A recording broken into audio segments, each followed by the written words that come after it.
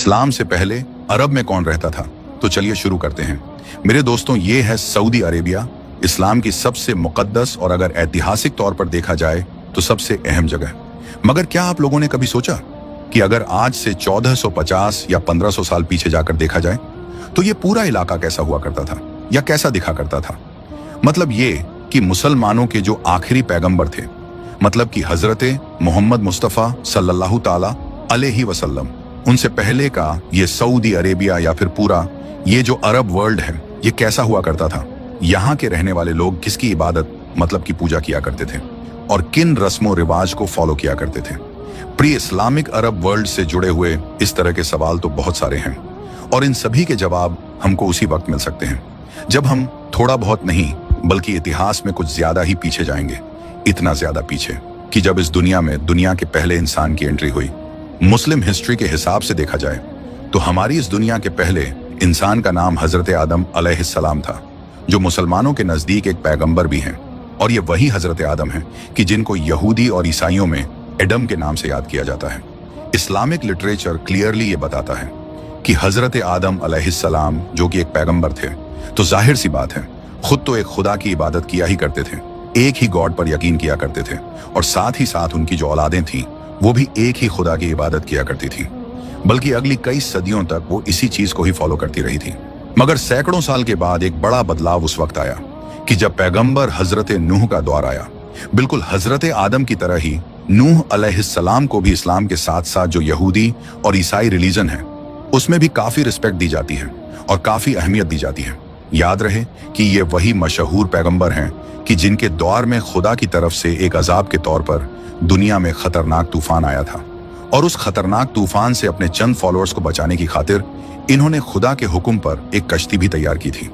इनके इसी तूफान और कश्ती बनाने वाले वाक्य पर, इसी स्टोरी पर दुनिया भर के अंदर और मेनली वेस्टर्न कंट्रीज में बहुत सारे सीरियल्स, बहुत सारी मूवीज बनती रहती हैं।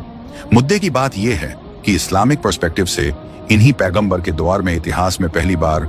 गैर खुदा या फिर मल्टीपल खुदा की इबादत का सबूत नजर आता है, जिसको ना सिर्फ मुसलमानों की सबसे मुकद्दस किताब कुरान के अंदर मेंशन किया गया है, बल्कि बहुत सारी हदीसों या बाकी किताबों में भी इसको अच्छी तरह से एक्सप्लेन किया गया है।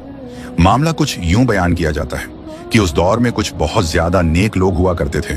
बहुत ज्यादा अच्छे लोग हुआ करते थे, जिनकी मौत के बाद उनके पीछे रह जाने वाले लोग काफी परेशान रहने लगे, उनको याद करते और याद करके रोने लग जाते थे।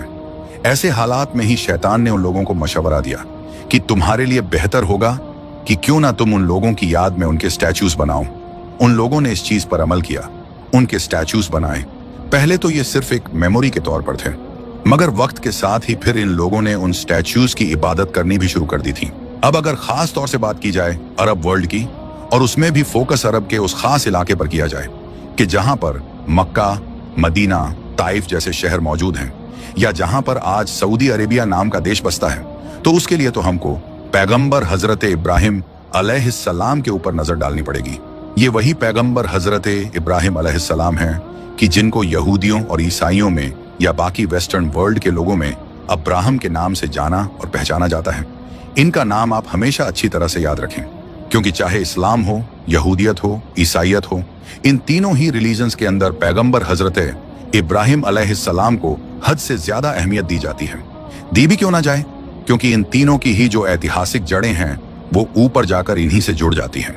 मुसलमानों, यहूदियों और ईसाइयों के इतिहास में जितने भी पैगंबर बाद में आते रहे थे